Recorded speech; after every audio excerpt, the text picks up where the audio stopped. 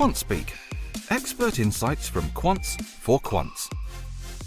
Welcome to QuantSpeak, a new podcast from the CQF Institute at Fitch Learning. Hi, I'm Dan Tudball, editor of Wilmot Magazine, and this is QuantSpeak. The importance of the period that a time series data sample covers and its impact on the usefulness of a model cannot be underestimated. Think long-term capital management and value at risk. I'm sure that must be a textbook case now, but if it's not, or it's too far back to remember, check it out. But I digress, or do I? If your assessment of what quantitative finance is all about is based on the last 5 years, you might be forgiven for being a bit paranoid. After all, if a Google engineer is arguing that a language AI has achieved sentience, you could be forgiven for thinking your future consists of feeding adversarial machine learning models in some sort of cybernetic gulag. Zooming out and taking in a longer sample period need not solely be about capturing the downside risks. A longer look back over the development of quantitative finance could save you some worries about the end of history. With a career spanning over 40 years in finance, today's guest, John Guerard, is in the perfect position to review the then, the now, and everything in between. John taught at the McIntire School of Commerce, the University of Virginia, Lehigh University, and Rutgers University. He's also taught as an adjunct faculty member at New York University and the University of Pennsylvania. He worked with the DAIS group at Drexel Burnham Lambert, Daiwa Securities Trust Company, where he co-managed the Japanese equity fund portfolio with Harry Markowitz, while serving as Director of Quantitative Research at Vantage Global Advisors. John was awarded the first Moscowitz Prize for research in socially responsible investing. After nearly 15 years as Director of Quantitative Research at McKinley Capital Management in Anchorage, Alaska, John is now a member of the firm's Scientific Advisory Board alongside Harry Markowitz. Welcome, John. Thank you, Dan. It's a pleasure to be with you today. An honor, thank you.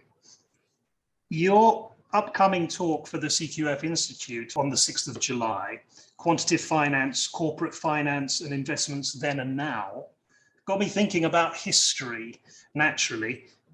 So should quants be worrying about the end of it?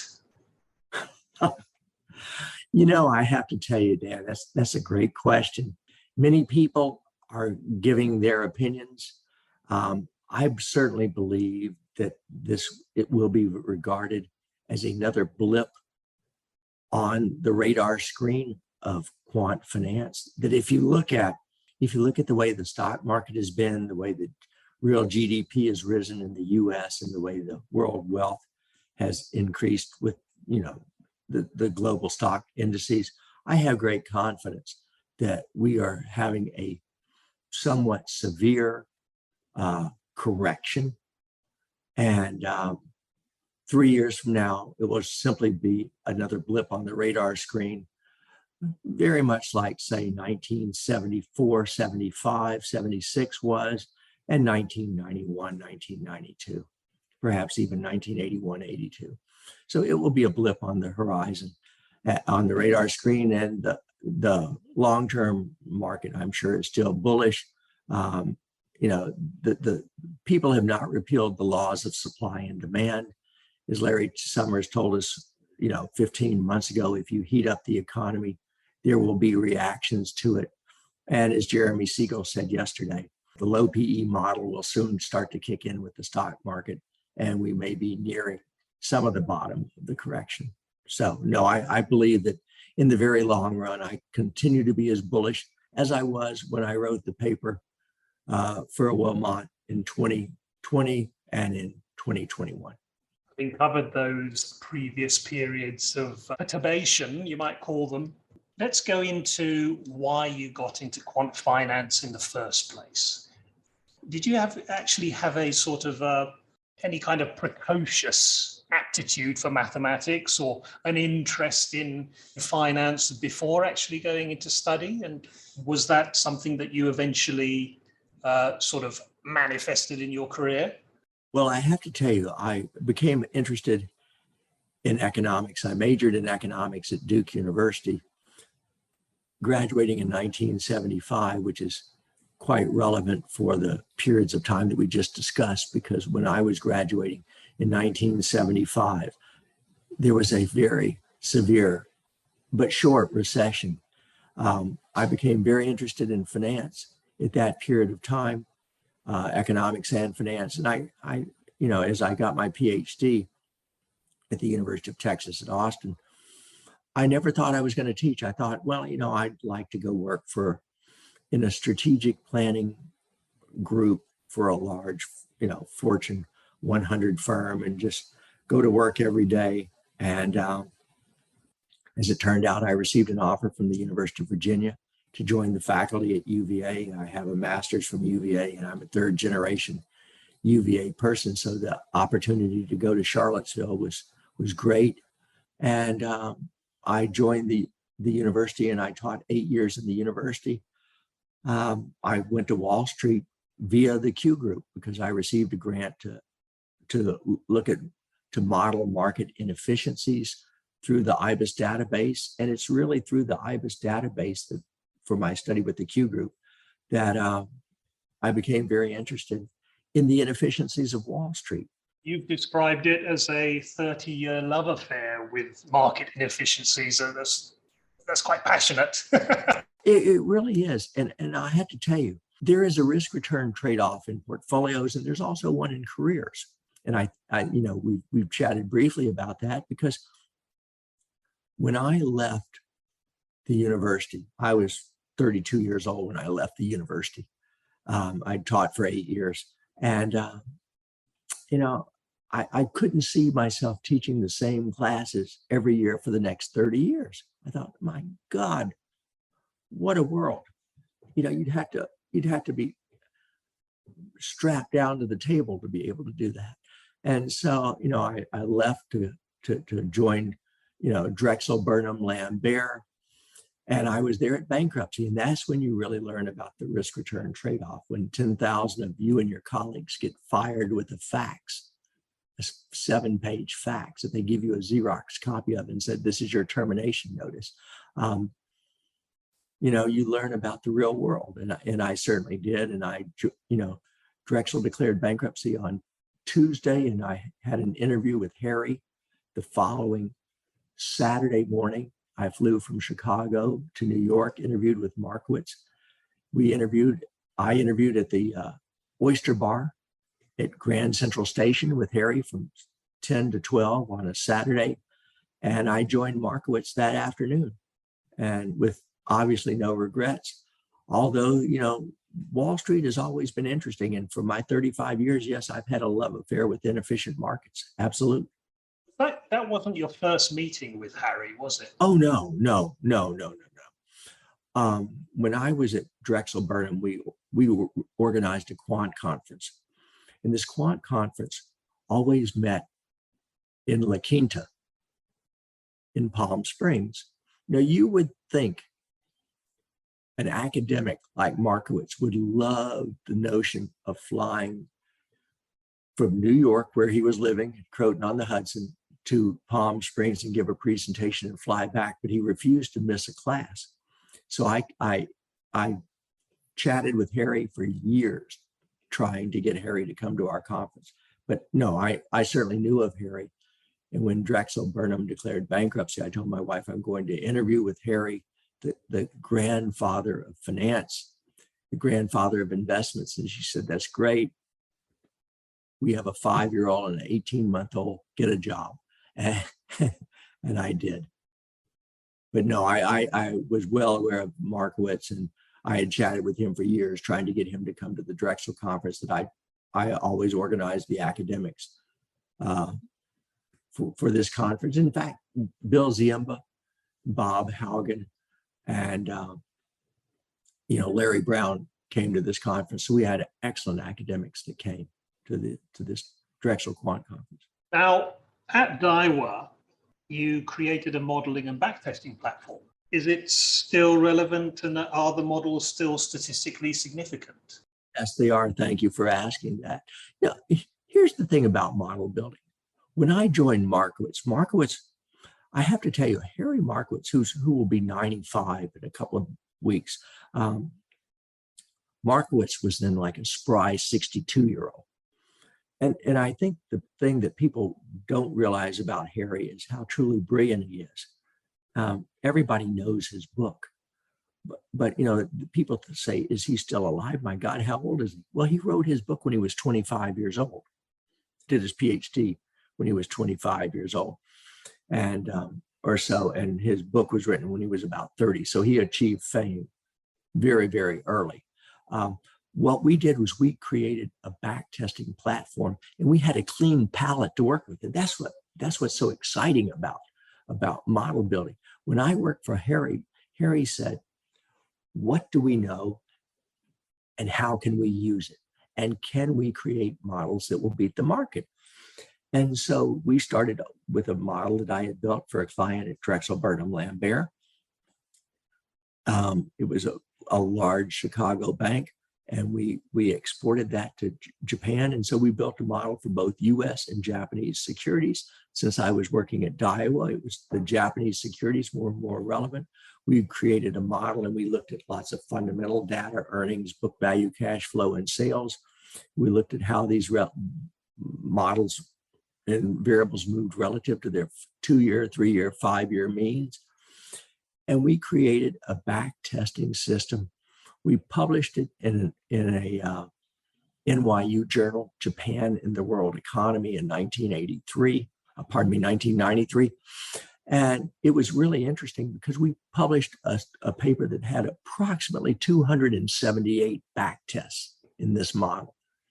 And it reflected what we knew, when we knew it.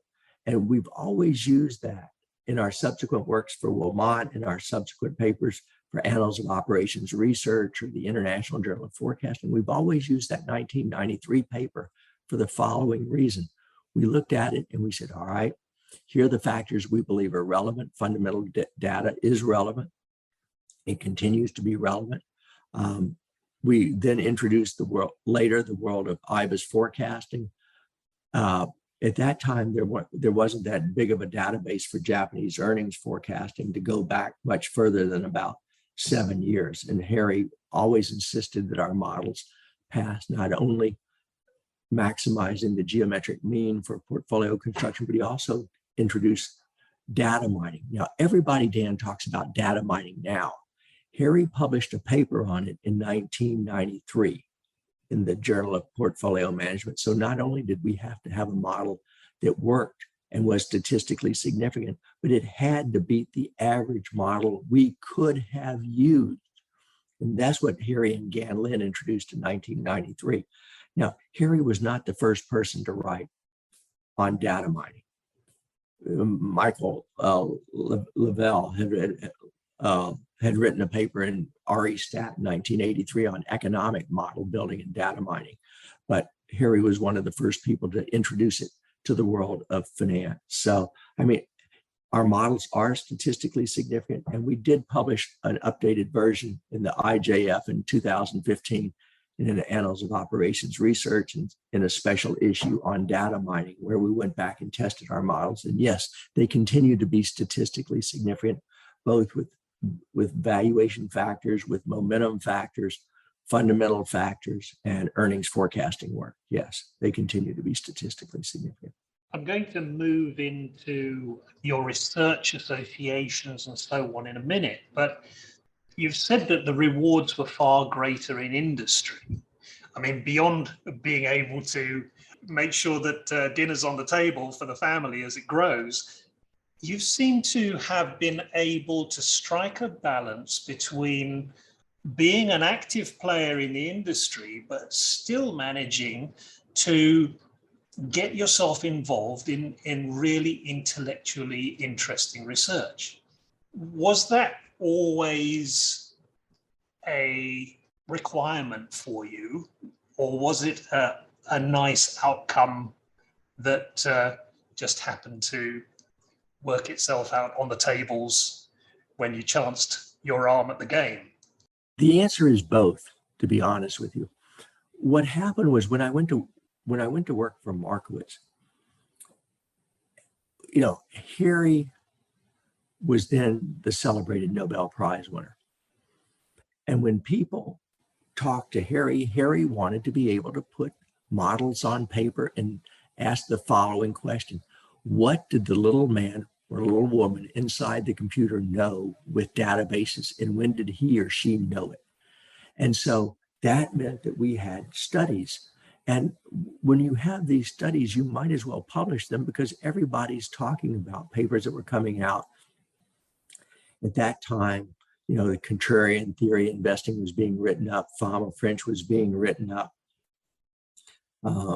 And so, between Laconishok, Fama French, Bob Haugen, there were really brilliant people writing. Jacobson Levy was doing really good applied research. And so we viewed ourselves as more like a competitor to Jacobson Levy with our work with Markowitz. And so we were writing on similar topics to what they were doing in the FAJ. We were doing it in the Japan and the World Economy. We were doing it in the Journal of Investing, and later we did it in Wilmot and in International Journal of Forecasting. But I always wanted to keep publishing, because here's one thing that's very important. Consultants, when you talk to consultants and you're an asset manager, they ask you, what are your areas of expertise? And then they ask the following question: and how have you documented your areas of expertise? Many consultants in this world expect you to have published. And that's one of the real key ingredients. When I joined McKinley in 2005, Bob Gillum, who was then the CEO, and Rob Gillum, his son, who was the CIO, who's now the CEO and CIO, said, we don't want you to publish. We want all of our stuff in-house. And that was fine.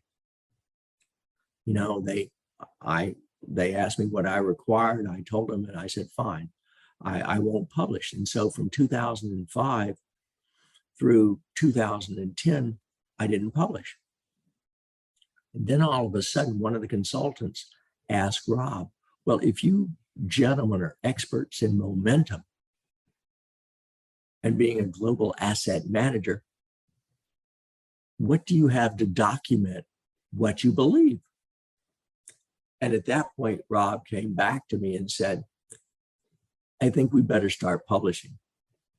And so we turned it on at that point. I was serving on the board of the International Journal of Forecasting, which is an Elsevier peer-reviewed journal, and the Journal of Investing, which was an institutional investor journal at that time.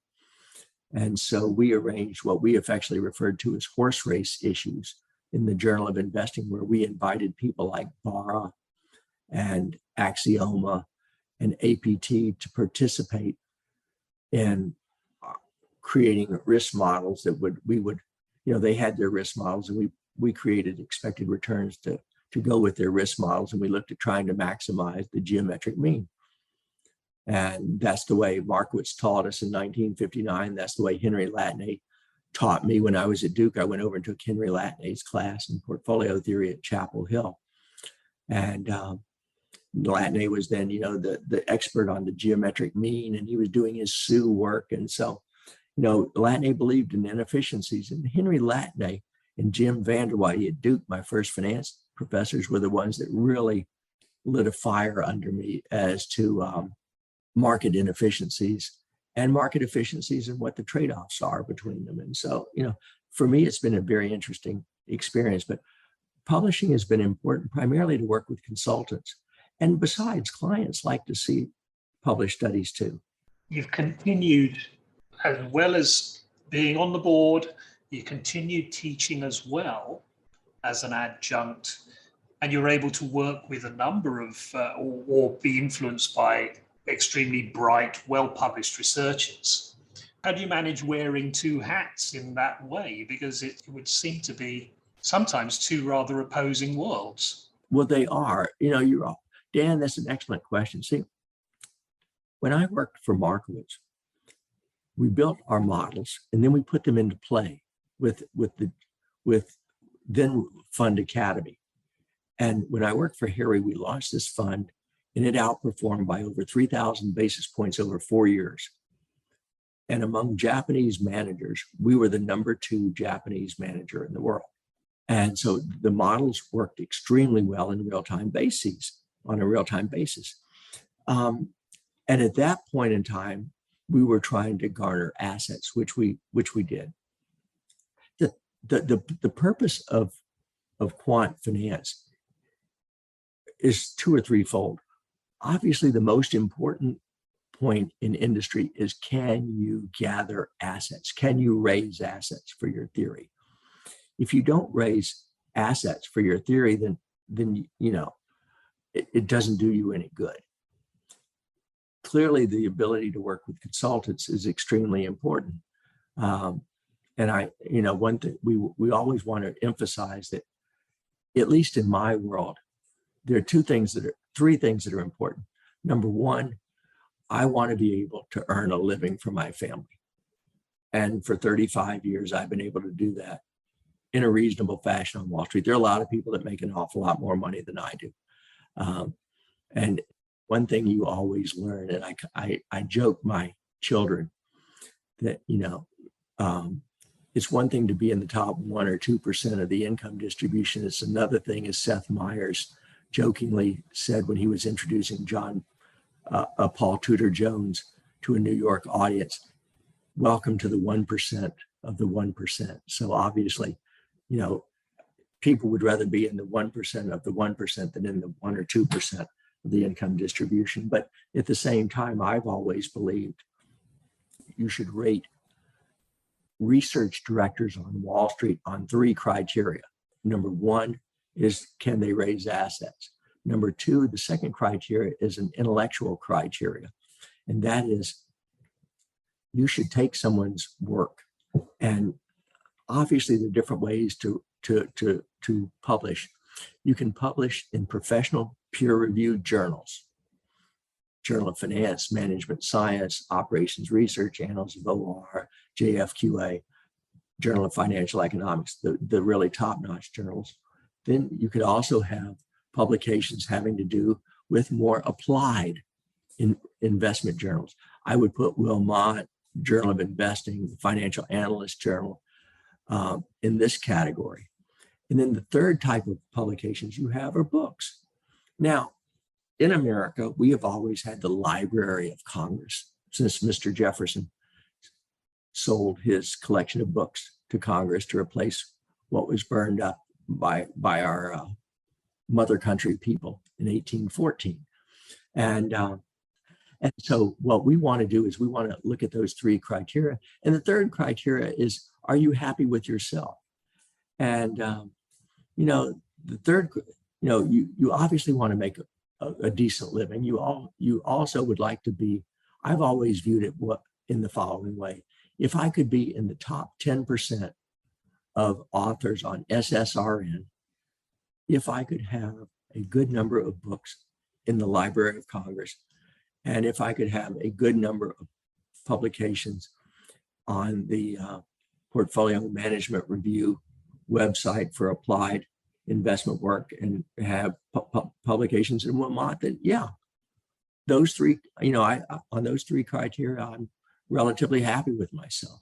I'd give myself an A-. Absolutely. Well, we could put a plus there, I think. I wouldn't go that far, but thank you. The question of legacy leads naturally to this question, really. I mean, at the beginning in my introduction, I was talking about being able to zoom out and really look at the progression, the history of quantitative finance. Modern portfolio theory, 70 years old. Next year, we'll see the 50th anniversary of the Black-Scholes model. Are young researchers in quant finance now really in touch with their roots? Are they really as familiar as they ought to be with the works of Harry Markowitz, Bill Sharp, and so on? And still using those as a touchstone as they progress forward. What's your view on that? I think that's really the crux of our conversation today. That I believe is probably the most important question. And the reason I'm going to tell you this. When I taught at NYU, I taught a couple of summers in one of their programs in the evening where I would teach MBA students. And this is the same course I taught at Rutgers. And when you meet these Rutgers and NYU MBA students that are working on Wall Street and they're coming to class where they're taking a 7 to 10 Monday night or Thursday night classes, which is what I used to teach in the MBA programs at Rutgers and at NYU, and you teach from 7 to 10. People were not aware. You know, you take an MBA book like Brealey and Myers, or you take Brealey, Myers, Allen now, you take an MBA book like Marty Gruber's, Elton Gruber, Brown, and Gutzman book on investments. And the first 5 or 6 chapters have to do with Harry Markowitz. In these, well, certainly the first 3 or 4 chapters have to do with Harry Markowitz. And the problem is they don't know that Markowitz analysis, I mean, intellectually, they probably do know that Harry Markowitz is a person, but nobody knows anything about Harry Markowitz. People don't know that Harry Markowitz, number one, was an extremely well-published person in the 1950s, and he continued to do this. They don't know that Harry Markowitz went to IBM and had a very successful career at IBM. People don't know that when he was president of the American Finance Association, he was actually at IBM. And he was one of the 2 people, I believe Fisher Black was the second person to become president of the AFA while in industry. And, you know, there people like Markowitz have always gone back and forth between universities and industry. Bill Sharp started off at the Rand Corporation doing research while he was finishing up his PhD. You know, he goes to University of Washington. He publishes 3 or 4 brilliant papers. And, you know, after a short stint, I believe in Irvine, he ends up at Stanford. And you know, Bill Sharp does something that's very important. He basically works as a consultant for both Wells Fargo at that time and Merrill Lynch, and he basically introduces the beta book to Merrill Lynch. And my father used to have the beta book, and I got the beta book when I was teaching at Lehigh. Because what was the beta book? It was the book that had 17 or 1,800 betas estimated every month, and you would get risk statistics. The work of Bill Sharp on the capital asset pricing model has been huge. Now, everybody assaults the capital asset pricing model because of beta estimations. Everybody says, well, the S&P does not incorporate all assets. When I was doing my PhD at Texas, I took my doctoral seminars from Jan Maassen of the capital asset pricing model. And Maassen was then talking about Richard Roll's assault on the capital asset pricing model and estimating betas. And what Jan Maassen taught us in his seminars was, well, Roll is correct. However, Roll doesn't have a good solution. And I think what happened was you see people like Bar Rosenberg and later Ross and Roll and people like Phoebus Drimes at the Wharton School, who later goes to Columbia, and his work with Erwin Friend, and they developed multi-factor models. And I think what you see is that industry and academicians have often worked together to create better solutions. Nobody claims the capital asset pricing model reigns supreme. Chaim Levy, in his book, The Capital Asset Pricing Model in the 21st Century, is a great book by Cambridge University Press. But, you know, people do not know the work of Markowitz and Sharp, Marty Gruber, Chaim Levy, outstanding academics, enough to realize how impactful their books are for MBA students. And when you go to Wall Street, you know, people are going to say, they're going to talk about Markowitz models. And, you know, so many of the young researchers, getting to your question, answering your question, many young researchers have no idea about the Sharpe ratio, the Trainer ratio, the efficient frontier. They know about them, and they may know how to calculate them, but they may not know what are the implications and what are the assumptions that went into all these models. And by not knowing the basics, what it does is you create a culture where every reference paper in the back of a journal might be of papers written in the last 5 years or unpublished working papers. There's not enough, in my humble opinion, there's not enough that should be, that are cited where you go back to the work of Markowitz, Sharpe, Marty Gruber, Chaim Levy, and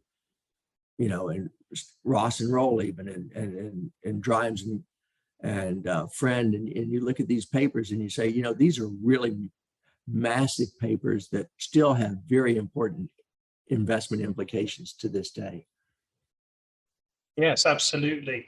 Thinking about that relationship between scientific research and the development of an industry and the relationship with technology as well, I feel where we are now, well, if I had to put a marker on it, I would probably say it was after the global financial crisis of 2008, particularly since that period.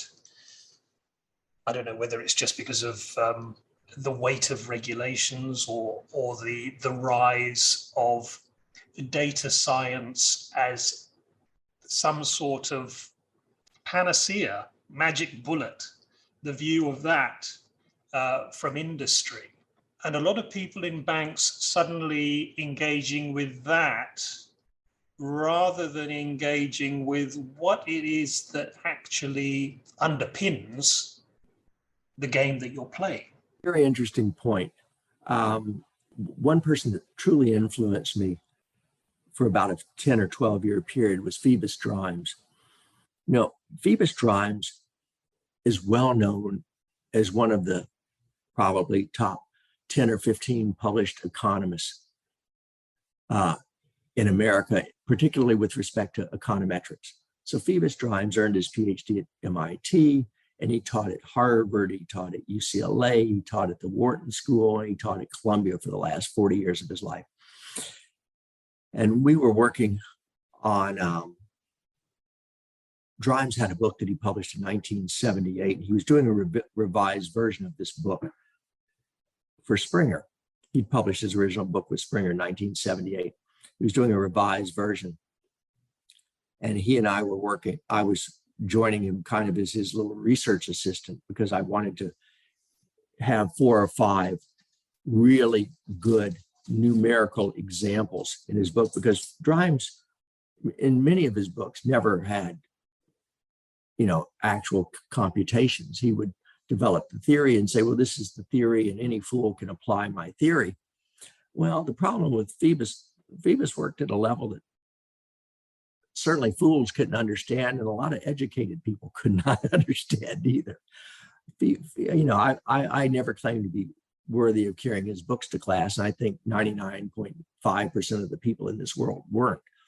But what Drimes always said, and when the rise of the data science started to occur in 2010, we were working on the revisions to the book, and Drimes said, data science is simply statistics done correctly. He said, there's nothing new about data science that we weren't doing 30 years ago. Now, that's not completely true, but I will say this, the models that we used, that Drimes and I were working on and published in 2017 in a book to honor Jack Trainer, whom he truly loved. Phoebus Drimes thought that Jack Trainer was an exceptionally bright person who actually did something new for finance, as opposed to some of the old stuff, just retreading the stuff. He said, my God, that Jack Trainer is a brilliant person. He published a couple of papers, and then Phoebus passed at 80 years old, a little past 80 years old, right after he wrote that chapter. And I finished the revisions for his book. But the thing about data science, we were using latent root regression to look at multicollinearity and the eigenvalues and eigenvectors of correlation matrices. Well, That's no different than what they're doing with least angular regression, LAR, and many of the lassos. We compared our weighted latent root regression in LAR and lasso, and we found that they produced essentially the same models. I have a good friend of mine, Doug Martin, who's brilliant. He's a PhD from Princeton in electrical engineering, and he does finance. And he created the program in which I'm an adjunct at the University of Washington, the computational finance and risk management program at the University of Washington, which is a top 15 program. It's exceptional. The students are really good, and it's a fun place to teach. And as you look at the world of computational finance, you find that there are really great applications. And data science, is doing some neat stuff. John Mulvey at Princeton is doing some really neat stuff. And there are lots of really bright people that are working in this area. And so we just throw our hat in the ring with a bunch of people that are, they're really bright people, and people are doing really good work. And, the universities that I've been associated with, NYU, some of the Wharton groups, Rutgers, Georgia Tech, University of Washington are all outstanding programs. And, the faculty are interested in research, and they're interested in applications of inefficiencies. Again, you come to the concept, what are inefficiencies? What are market anomalies? Nobody wants to be a benchmark hugger. As I told my quants that came to work for me at McKinley, I would hire these 23-year-old people from IIT or Peking University that had a master's from Georgia Tech, and they would join me at 23 years old, straight out of the master's program at Georgia Tech, and they'd work for me usually for about 5 or 6 years. And as I told my young quants, when they joined me, I specifically drove home the notion of Markowitz, Sharp, Marty Gruber, Jack Trainer, and said, this is what you need to know to be able to not only crunch numbers effectively on Wall Street, but communicate with people in positions of management. And I want to emphasize that because, quite frankly, I was doing a round of presentations to some industry people in Texas about 6 weeks ago. And you have to realize that when you are a 50 to 65 to 70-year-old CEO of a company, you're going to be familiar with Sharp, you're going to be familiar with Markowitz, you're going to be familiar with Jack Trainer, but you haven't seen this material in 25 years on a regular basis. And so it's very important when you're making a presentation to these gentlemen to be able to lay out the groundwork of your basic theories and what models you're building on, because you need to reach the level that they are in terms of what they're familiar with, and then build upon that to go up. As I always tell people, Markowitz in 1959, with his efficient frontier, is still a very hard benchmark to beat. And all these young folks that come out and they say, well, we can do this and we can do that. And, they think they're the best things since sliced bread. And some of them are bright. And some of them are not only bright, but some of them are actually very good at model building. But you have to establish your benchmarks to be able to judge models in performance. So let's say you were 30 years old in 2022. What might you want to do for the next 25, 30 years to earn a reasonable, if not even richer, income? The one thing I have to tell you, Americans are a little different. We're a little bit different. America has always embraced capitalism. We occasionally have some of our Bernie Sanders people that float around, and the AOCs and these people that are a little awkward and socially the people that don't do a whole lot for society in general, except support the bottom dwellers. But from the point of view of people that actually create value, if I were 25 to 30 years old in 2022, I would be doing two things. Number one, I would secure a good job. Suppose I'm an undergraduate coming out. I would secure a good job working for a financial services firm. Now, they're not going to make you CEO at 23 years old with an undergraduate degree. However, seems to be an expectation these days, doesn't it, for some reason? well, some of these young folks, I have 3 children that are millennials. I produce 3 millennials who are very successful in their own rights. I'm very proud of them. But, sometimes millennials, you have to sit there and you say, my kids saw me working and they realized that if you're going to be successful on Wall Street, you're going to be at your desk between 7 and 7:30 in the morning, and you're going to be taking calls from Europe and Asia in the evenings, and you're going to be working with people on research projects that go forever. And that's just the way it is. So if I were a young 23, 25-year-old person, I would get a job and I would pursue a part-time master's program in financial engineering or computational finance. You could do it. For example, one of my colleagues at McKinley, whom I really like, and I said, or perhaps even the CQF. Why not the CQF? Obviously you could. Obviously, yes, thank you. But what I told him was, if you want to get a master's degree, get a master's in business analytics, where you learn programming, and you learn about statistical modeling, and you take finance courses, and you take economics courses, and you get a job, you pursue a master's program on a part-time basis. And that means you're working a real job, but you're taking classes, on weekends and in the evenings, and you learn about the models that are going to probably enhance your salary by a factor of probably 2 within 5 years. That to me is what you do. When I went to the university, when I joined the UVA faculty when I was 24 years old, and finishing up my PhD, and I have no regrets about anything I've done. Obviously I could have done them better, and I could have done them more successfully. But that's why you sometimes you give yourself an A-. One of my people that I have great respect for is my good friend Bill Ziemba, with whom we edited the book and with whom we've done. Who introduced you to me? So I mean, that's something I'll always be grateful to Bill for. Bill's an exceptionally bright person, and when he wrote his paper for the Wilmot on his work with taking classes with Danzig, it reminded me of my classes with Mossine. You work with these really brilliant people, you get inspired by these people, and these people, Jan Mossine told us, he said, you could be an academic and do nothing in your life. You could become a terminal associate professor where you get tenure, and then you simply die. And when you're dead, they're going to look at your CV, and they're going to look at your Library of Congress and your contributions, for SSRN and apply, portfolio management reviews. And they're going to say, he either did it or he didn't do it.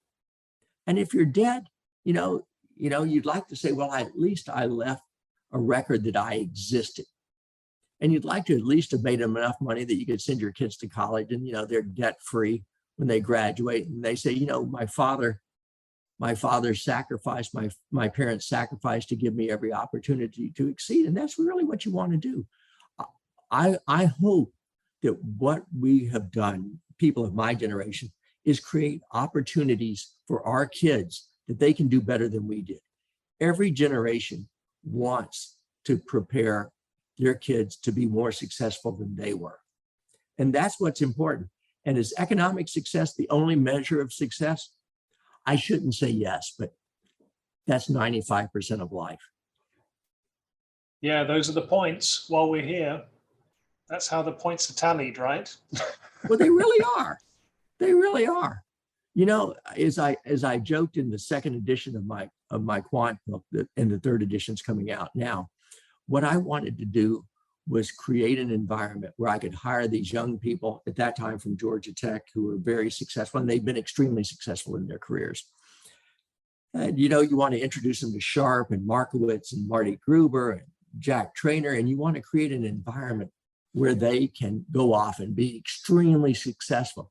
And I often joke to them, you don't want to be some wimpy index hugger unless you work for a firm that has 500 billion under management. And then you could be a wimpy index hugger and still be well compensated.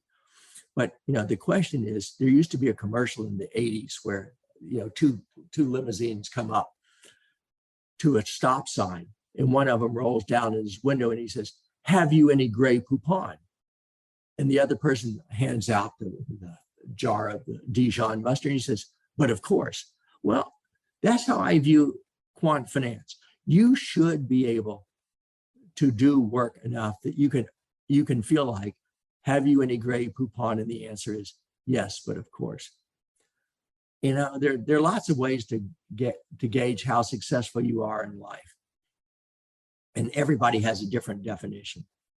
But obviously, as far as I'm concerned, having grown up in a very capitalistic country, having been raised by a father who believed that, you should always work hard. My father always worked hard. He was, he unfortunately was not as successful as he probably should have been, but he did work extremely hard. I've always been grateful for what he did.